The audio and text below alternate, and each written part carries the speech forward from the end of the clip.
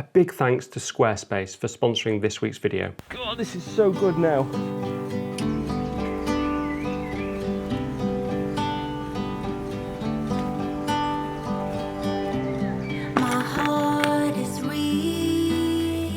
Morning everybody, fantastic to see you all again. So, I wanted to do this video for quite a while and I've actually recorded it 3 times, so hopefully you're actually going to see this version. And it's all about the things that I do before I press the shutter button on my camera. And there's lots of them, but I've sort of narrowed it down to I think 7 things that I think are really important when you get to location, and how I go about finding a composition, and just the little things that I do before I press the shutter button. I talk about them all the time in my workshops and I feel that people get a lot out of it, so I think it's a good idea to do a video about it. So number 1, the first thing is arrive early. And when I say early as you can. So I'm here around about 4 hours before sunset. I'd usually get here 4 or 5 hours before sunset. If you just arrive here an hour before sunset, then you're not going to have time to just take in the environment. You've got to arrive early. I imagine you right here with me. So the second point, and the reason you need to get here early, is you've got to take in the environment. Landscape photography isn't about just the technology of pressing the button on your camera and getting that exposure. Yeah, it's good to get the focus right and the exposure right, but you've got to understand the environment that you're taking. You've got to sort of immerse yourself in it a little bit. And that's where the apple comes in. So it's really important to just get there, sit down and just take it in. Just take in the surroundings, listen to the surroundings, and look at all the surroundings. Because I guarantee when you do that, when you spend a bit more time before you get your camera out, you'll start to understand it a little bit better, and you'll start to find things that you didn't do when you start looking for compositions. So I always try to get there early enough to just have a little break when I get there, and I probably sit around for maybe 30 minutes and just enjoy the environment that I'm in, and have my apple. Back to an apple now.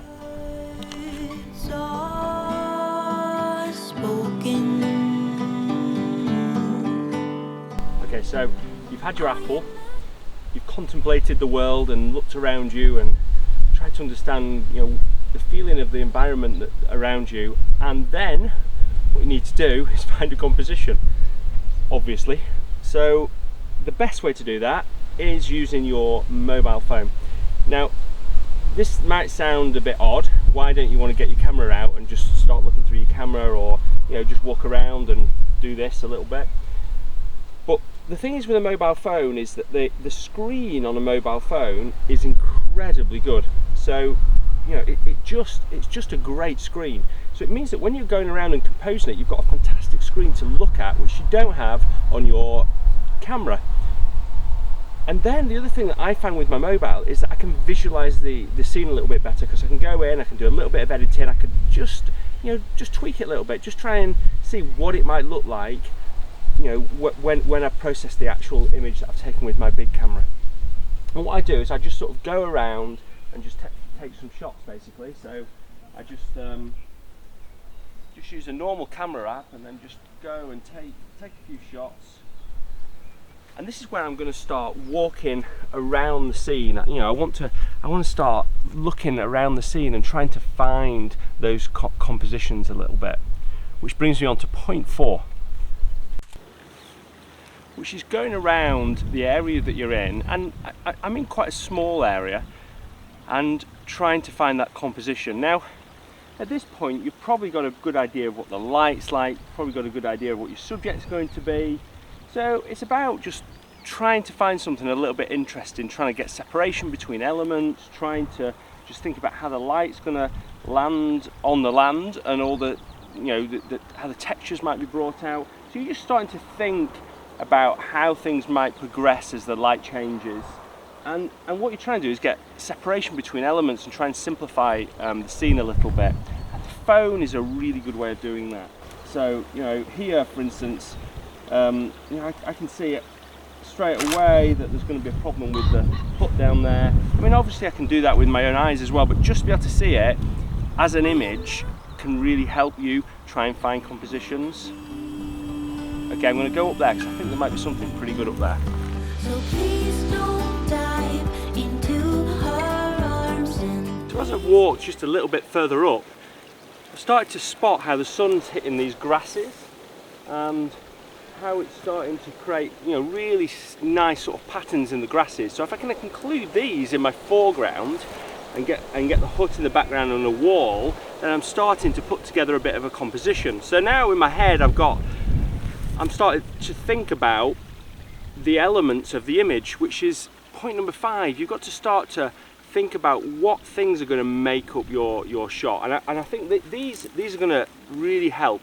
You know, they create that bottom third of the image that could be quite simple. So I'm going to try and look out for those as I sort of go around the scene, and then just pray, because really pray that we're going to get some clouds, because the clouds are all disappearing at the moment. No. Please don't be another one and say it's Okay, the 6th thing, we're getting there to the actual place where we actually take the photo. But the 6th thing is light, and light's the sort of probably one of the later things I think about. Now obviously I've planned it in advance. I probably looked at Google Maps and Google Earth and Google Earth Pro. So I know when the light's coming from, but it's only when you get to the location that you start to see how the light is interacting with the land and the foreground and the midground. So you can see there over in the distance there's a tree that's getting a nice shadow. The sun's going to set just over there, which I knew it was going to do, and I think it should catch some nice light on the side of this hill. Now this wall I'm going to have as some foreground, but it's going to be in shadow. Now I hadn't really thought that through, because I thought I was going to shoot on the other side of the wall potentially when I was walking up here, but I think it'll be okay. I actually don't think it matters too much that it's going to be in shadow. So it's at this point that I start to get my camera out, because what I want to be able to do is try and understand what the dynamic range is of the shot. Will I need any filters? Will I need to just be careful of certain elements that are maybe going to catch the sun and have highlights? So the top of this wall, for instance, you know, the sky's really bright at the moment, but it will, as you get closer to sunset, the sky and the land sort of tone together a little bit more as the sky gets a little bit less bright. It's actually looking quite good. We've got some clouds coming back in, and if those clouds stay, I think it'll look really good. So I'm quite excited. wide open. Okay, the final thing, the 7th thing, is you just need a little bit of luck. The clouds have come in, but there's a gap below, and I think the sun's going to come through that gap. Fingers crossed. No, really, the 7th thing isn't that all, but you do need a little bit of luck. But you make your own luck if you get here early and you do your planning. You're going to make your own luck. So the last thing is, what I try and do is I try and ensure that when I've taken the shot, when the light's not good, that everything's right. So I check everything in camera. So in this particular case, I've got some grasses here, and then the wall, and then the distance. So there's like foreground, midground, and distance. So I need to be really careful that I'm actually getting everything in focus. So what I'm doing is I'm just checking that now. I've got time, you know, we're not at the point where the light's really good, so I'm checking it and making sure that's all okay. Exposure I'm going to have to be a little bit more dynamic with, because that's going to change as the light changes.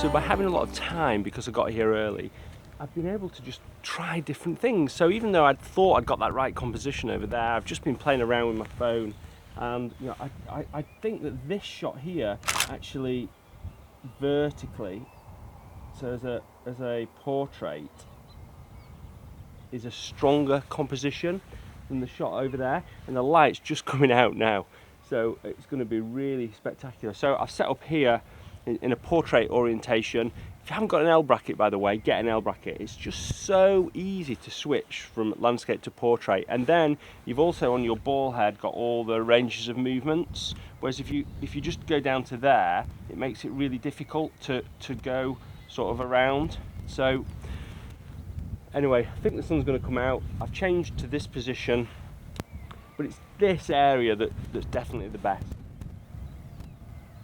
It's really good, this. God, the sky just looks amazing. So So I am adding you right here with me. So please don't dive into her arms, and please just leave my love alone, and please don't be just another one, and say it's me you've been looking for, like I've been looking for you, like I've been looking for you. Oh, this is so good now.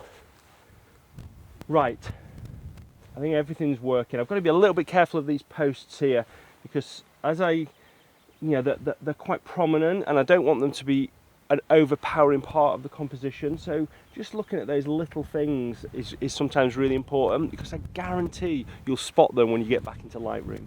So I think when I've taken these shots, we'll go back to the studio, we can have a look at them in Lightroom and maybe print one out if it's good.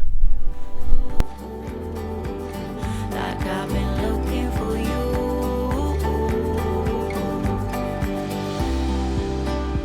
My heart is wide open. I am adding you right here with me. Words are spoken.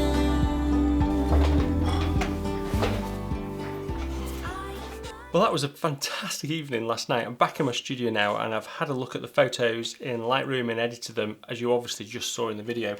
And I printed one out as well, this print here, and I'm going to talk about that at the end of the video. Before I do that, I want to talk to you about some exciting things in 2020 around my workshops. I want to put a lot more effort into my workshops next year and do some really cool things in my workshops, as well as collaborations like I'm doing with Master Peter Everson in the Pharaohs one. Hopefully I'm going to be doing some others as well.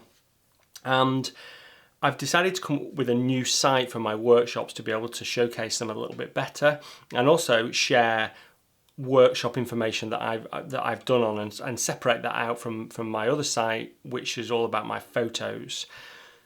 So to do that, I use Squarespace, obviously. Would make complete sense. But when I was doing it, I noticed that they've got some really cool new templates. So that's really fantastic. And if you're ever thinking about using or developing your own website, then I definitely recommend you using Squarespace. You know, if you just take a look at this, I typed in that I was looking for a travel type website, and then I came up with this template here. And it was really, really easy to then add a photo and put some new pages on this template. And that's the best thing about Squarespace. It just saves you lots of time. My time's so precious to me. I don't have a lot of it. There's just me doing everything. So if I can just do something simpler, then I'm going to jump at the chance, and Squarespace allows me to do that. So if you want to have a trial of Squarespace, you can go to squarespace.com. And if you're ready to take that a little bit further and launch your site, then you can get 10% off using the offer code Nigel, or going to /Nigel. I just wanted to show you that. I'm going to publish the site. I'm just adding a few more workshops to it, and I think I sent out an email as well to everybody that about some of the new workshops and locations that I'm going to be in. And I'm going to publish that site in the next couple of weeks. I'm just waiting to hear back about some locations for some particular workshops. I also wanted to say a massive, massive, massive thank you to everybody that signed up for Mastering the Art of Landscape Photography course that I've recently completed. And I was blown away, to be honest. I can't believe it. I can't believe how many people signed up for it. And we've got a really thriving Facebook group there. I looked at the stats, and there's been over 3,000 posts on that already, which is just incredible, and hundreds of photos, and I'm trying to get in and contribute to that as much as possible and spend as much time as I can just giving my feedback up there. So if anybody signs up for the course by the end of May, then they'll get $100 off it, so about 33% off it, and they'll also get the ability to get a photo into a video that I'm going to be making for the course. So anybody that sends in a photo before the end of May, then I'm going to be making a video giving my thoughts on all those photos and publishing it on the course as well. It's going to be a long video. So if you do want to get into that, then I'd recommend signing up by the end of May. And that's it, I think. So just on this print here, I just wanted to tell you a little bit more about it. So you probably saw all the photos were reasonably similar because I just gone around that particular location. I spent about 4.5 hours here. And it was really interesting actually because the light, and this is why you need to get there early, although the light was really good at the end of the day, I felt that the best composition was when the light was like this. And in this particular shot, the light was just on these grasses down here, there was some nice light on the side of the tree here, but the clouds were the best at this particular time of the day. And I just waited for, I think I was set up in location waiting for the light for about 2 hours. And just waiting for that light to come and then seeing the progression of images as that light changes, was really interesting. And it just shows just how important. I need to have an apple. Where's an apple? I'm going to get an apple.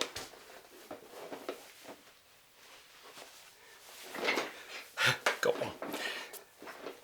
So, I don't know why I throw an apple every time. Anyway. So it just shows just how important it is just to take in the surroundings. And I find if I have an apple, sit and eat my apple and just engulf the environment around me is just a great way of doing it. Engulf, that's not a good word, is it? And you just take in the environment around you, then I think you end up getting a better shot. Anyway, I hope those tips are useful today. Enjoy your photography, and until next Sunday, bye.